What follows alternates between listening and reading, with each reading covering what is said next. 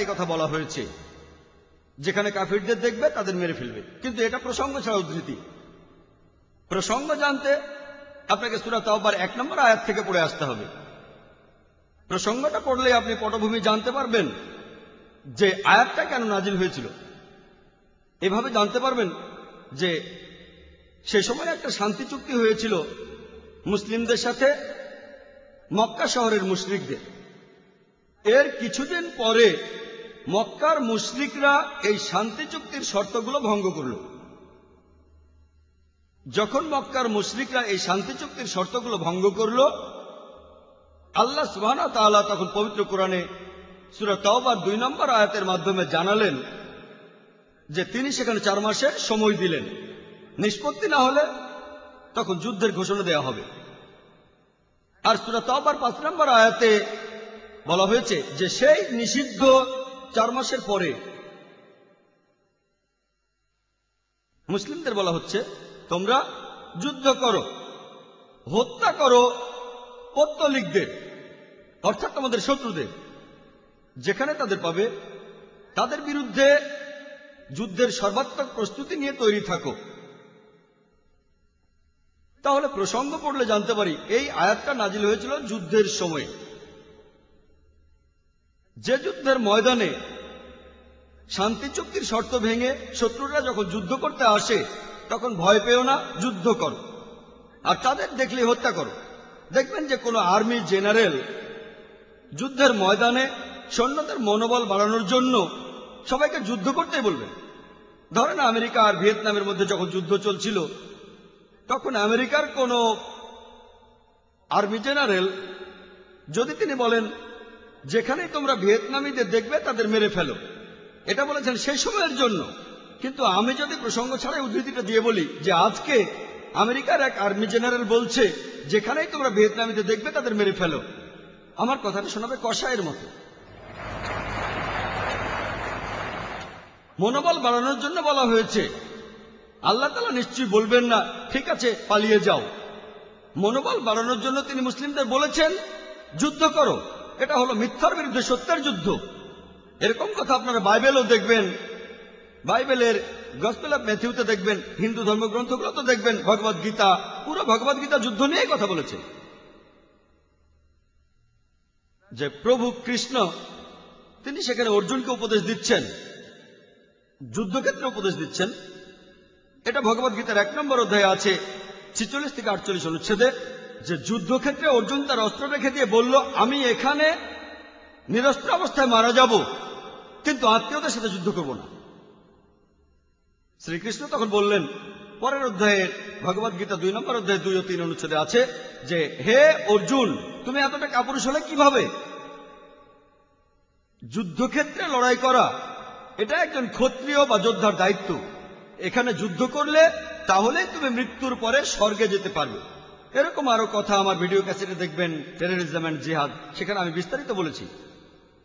কিন্তু কোরআন এমন কথা বললে অমুসলিমদের তখন সমস্যা হয়।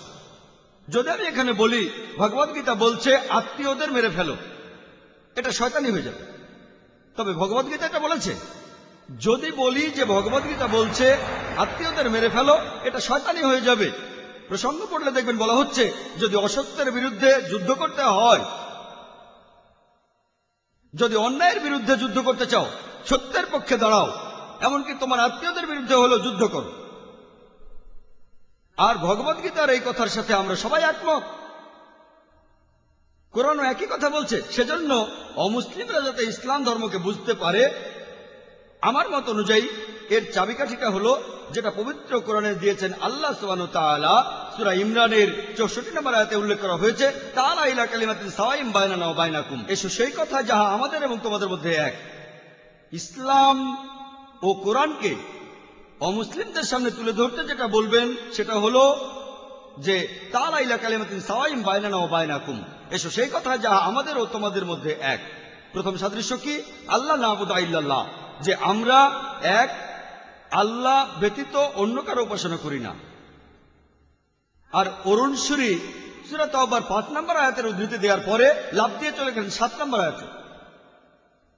এর কারণটা জানেন? 6 নম্বর আয়াতে এই প্রশ্নের উত্তরটা আছে। সূরা তাওবার 6 নম্বর আয়াতে উল্লেখ করা হয়েছে যে যদি পৌত্তলিকদের মধ্যে কেউ, যদি অবিশ্বাসীদের মধ্যে কেউ, তোমাদের শত্রুদের মধ্যে কেউ আশ্রয় প্রার্থনা করে, যদি শান্তি চায়, তাদের শান্তি দাও, যাতে করে তারা আল্লাহর বাণীগুলো শুনতে পারে। তারপর তোমরা তাদের নিরাপদ স্থানে পৌঁছে দাও, কারণ এই লোকগুলো তারা কোনো কিছুই যারা জানে না। এ কথা কোরআন বলছে না যে তাদের ছেড়ে দাও। বর্তমানে শত্রু শান্তি চাইলে কোনো আর্মি জেনারেল খুব বেশি হলে বলবে আচ্ছা তাদের যেতে দাও। কোরআন কিন্তু এ কথা বলছে না। কোরআন বলছে তাদের নিরাপদ কোনো স্থানে পৌঁছে দাও।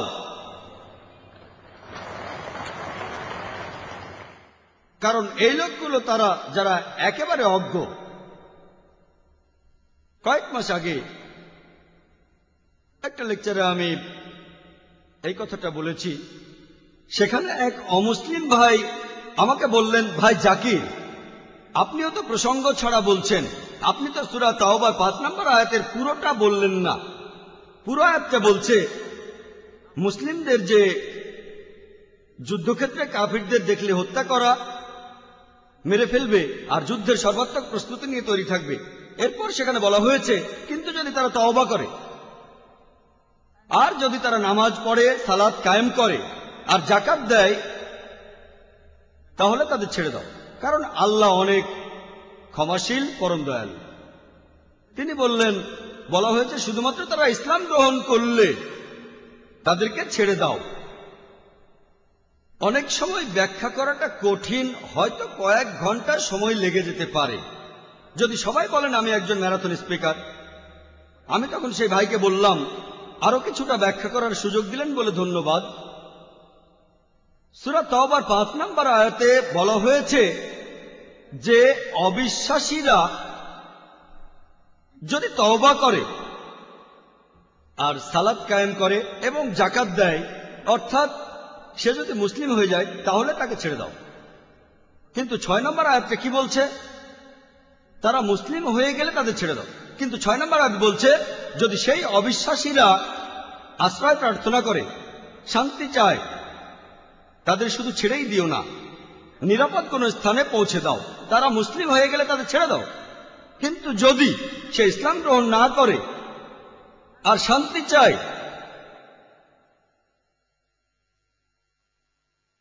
তাকে শুধু ছেড়েই দিও না, নিরাপদ কোন স্থানে পৌঁছে দাও, কারণ হতে পারে সেই অমুসলিম হয়তো বিপদে পড়তে পারে। যে ইসলাম গ্রহণ করেছে সে তো মুসলিম হয়ে গেছে, সে এখন শান্তি চায়। কোন অমুসলিম তাকে মেরে ফেলতে পারে, কোন অমুসলিম তার উপর প্রতিশোধ নিতে পারে যে কেন সে মুসলিমদের সাহায্য নিল। তাই আল্লাহ পবিত্র কোরআনে বলেছেন শুধু ছেড়ে দিও না, তাদের নিরাপদ কোন স্থানে পৌঁছে দাও। এজন্যই সমালোচকরা যেমন অরুণ সুরি নিজেদের মতো করে প্রসঙ্গ ছাড়া বলে, এরকম আরো কয়েকশো উদাহরণ দিতে পারবো। ইন্টারনেটে দেখবেন এটা খুব কমন। অনেক অমুসলিম কোরআনের বিরুদ্ধে কথা বলছে ইন্টারনেটে। এই কাজগুলো ইন্টারনেটে করা অনেক সহজ, তাই অনেক বেশি বই লেখা হচ্ছে। খুব সহজ ইন্টারনেট, এখানে ভালো খারাপ সবই আছে। প্রথমে যখন শুরু হয়েছিল ইসলামের পক্ষের চেয়ে বিপক্ষের ওয়েবসাইটই বেশি ছিল। এখন মুসলিমরা উত্তর দিচ্ছে, এখন ইসলামের পক্ষেও সাইট আছে। তবে কোরআনের বিরুদ্ধে বিভিন্ন অভিযোগগুলো জানতে আপনাকে অনেক বিশেষজ্ঞ হতে হবে না, আর উত্তর দেওয়াটাও কঠিন। একটা উত্তর দিলে আরো প্রশ্ন আসতে থাকে, সেজন্য আমরা উন্মুক্ত প্রশ্নোত্তরের আয়োজন করেছি। তাহলে দ্বিতীয় কৌশলটা হচ্ছে তারা প্রসঙ্গ ছাড়াই কোরআন ও ইসলামিক বিভিন্ন গ্রন্থের উদ্ধৃতি দেয়।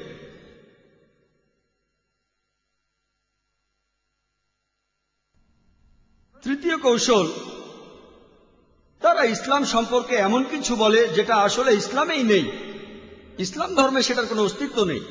যেমন ধরেন, অনেক সমালোচক বলেন যে ইসলাম হচ্ছে একটা অবৈজ্ঞানিক ধর্ম।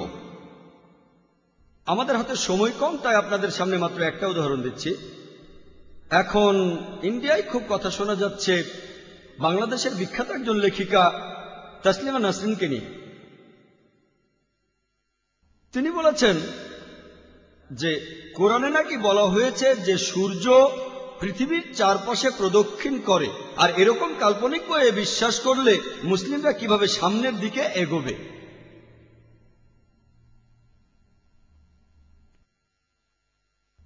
আমি সবাইকে চ্যালেঞ্জ করছি, কোরআনের কোন একটা আয়াত দেখান যেটা বলছে যে সূর্য পৃথিবীর চারদিকে ঘুরে।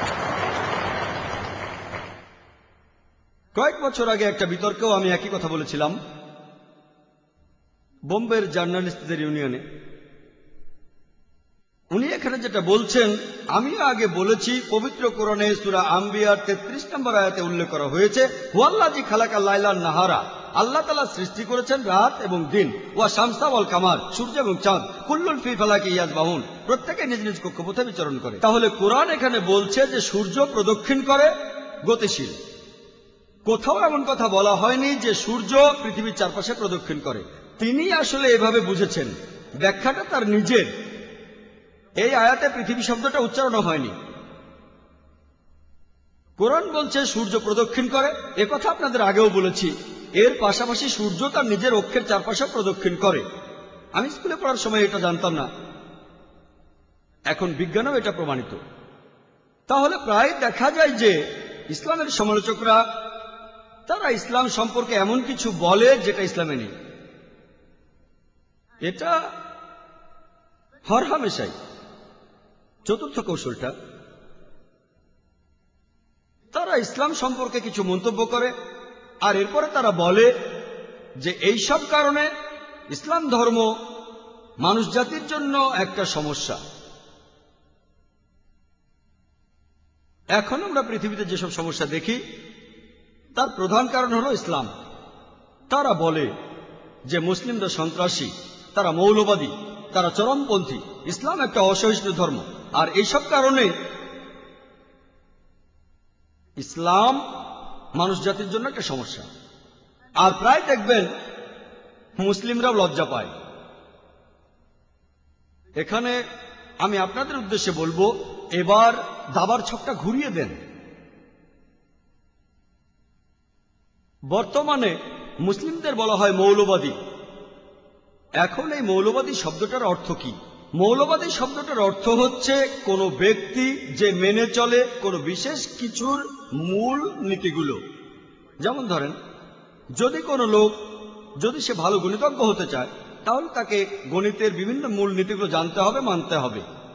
যদি এই গণিতের ক্ষেত্রে সে মৌলবাদী না হয় তাহলে সে ভালো গণিতজ্ঞ হবে না। কেউ যদি ভালো বিজ্ঞানী হতে চায় তাহলে তাকে বিজ্ঞানের বিভিন্ন মূলনীতিগুলো জানতে হবে এবং মানতে হবে। আর যদি এই বিজ্ঞানের ক্ষেত্রে সে মৌলবাদী না হয় সে ভালো বিজ্ঞানী হবে না। আপনি সব মৌলবাদীদেরই এক পাল্লায় মাপতে পারেন না যে সবাই ভালো বা সবাই খারাপ। কোন ব্যক্তি কোন ক্ষেত্রে মৌলবাদী সেটা দেখে তারপর বলতে হবে।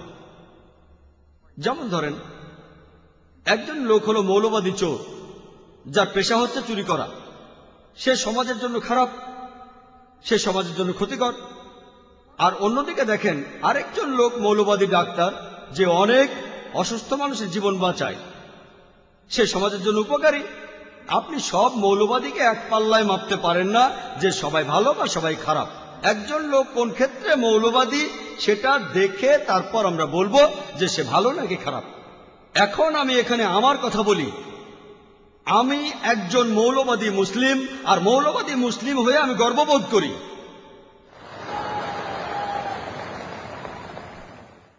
কারণ আমি ইসলামের সব মূলনীতিগুলো জেনে মেনে চলার চেষ্টা করি। আর আমি জানি ইসলাম ধর্মে এমন একটা নীতিও নেই, ইসলামে এমন একটা কথাও নেই যেটা সামগ্রিকভাবে মানবতার বিরুদ্ধে কথা বলে। ইসলামে এমন কিছু দিক থাকতে পারে যেগুলো দেখে অমুসলিমরা ভাবতে পারে এটা তো মানবতার বিরুদ্ধে।